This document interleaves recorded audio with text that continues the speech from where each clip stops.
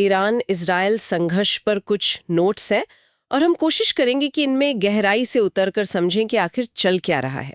मतलब जून 2025 तक की जो स्थिति है उसे देखें तो कोई सीधी आमने सामने की बड़ी लड़ाई तो नहीं छिड़ी है, लेकिन माहौल गर्म है, बहुत तनावपूर्ण है। हाँ, तनाव तो बिल्कुल चरम पर है।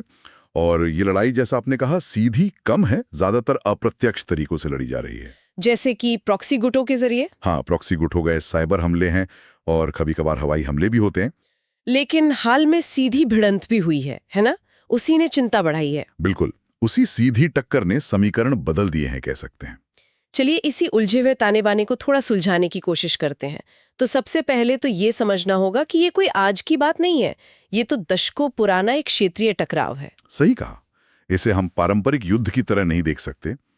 ये ज्यादा एक कोल्ड वॉर जैसा है। मतलब एक शीख युद्ध जिसमें सीधे भिड़ने के बजाय प्रॉक्सी का इस्तेमाल होता है। हाँ बिल्कुल, प्रॉक्सी मतलब जैसे लिबनान में हिजबुल्ला है, गाजा में हमास है, यमन में हूती गुट हैं। इनके अलावा गुप्त ऑपरेशंस भी होते हैं, साइबर हमले तो आजकल आम हैं। ये सब चलता रहता है। अच्छा, और ये प्रॉक्सी समूह जो हैं, ये ईरान के लिए इतने अहम क्यों हैं?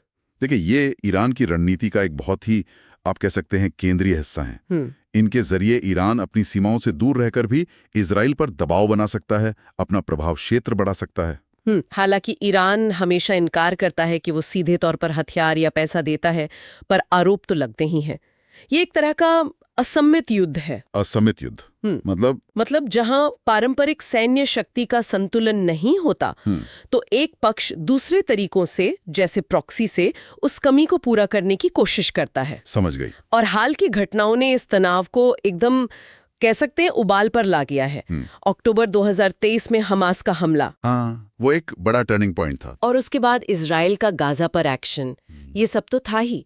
लेकिन बात तब और ज्यादा बिगड़ गई जब अप्रैल 2024 में सीरिया में ईरानी वाणिज्य दूतावास पर हमला हुआ। हाँ, दमिश्क में जो हमला हुआ, हाँ, वो बहुत गंभीर घटना थी। उसमें ईरान के रेवोल्यूशनरी गार्ड कॉर्प्स यानी IRGC के सीनियर कमांडर मारे गए थे। जी, और किसी दूतावास या वाणिज्य दूतावास पर हमला अंतर्राष्ट्रीय नियमों के हिसाब से बहुत ही गंभीर माना जाता है। जी, वो लगभग उस देश की जमीन पर हमला करने जैसा है। अच्छा। और शायद यही वो वजह थी जिसने ईरान को सीधी कार्रवाई के लिए, कह सकते हैं, मजबूर किया या उकसाया। और फिर 13 अप्रैल 2024 को ईरान ने वो किया जो पहले कभी नहीं हुआ था। हाँ, पहली बार ईरान ने सीधे अपनी जमीन से सैकड़ों ड्रोन और मिसाइलें इजराइल पर दागी। जी, ये दशकों से जो एक छाया युद्ध या प्रॉक्सी वॉरफेयर चल रहा था, उससे एक बहुत बड़ा, मतलब, रणनीतिक बदलाव था ये। हालांकि उनमें से ज्यादातर को रोक दिया गया था, है ना, इजराइल और उसके सहयोगियों ने। हाँ बिल्कुल।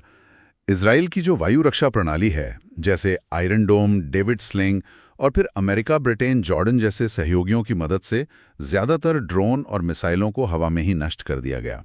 नुकसान हुआ, पर उतना नहीं जितनी आशंका थी। मतलब आयरन डोम और दूसरी प्रणालियों ने अच्छा काम किया, लेकिन फिर इजराइल ने भी तो जवाब दिया। हाँ, इजराइल ने भी कुछ दिनों बाद ईरान के अंदर एक सीमित जवाबी हमला किया, दिखाने के लिए कि वो भी ईरान के अंदर पहुंच सकते हैं।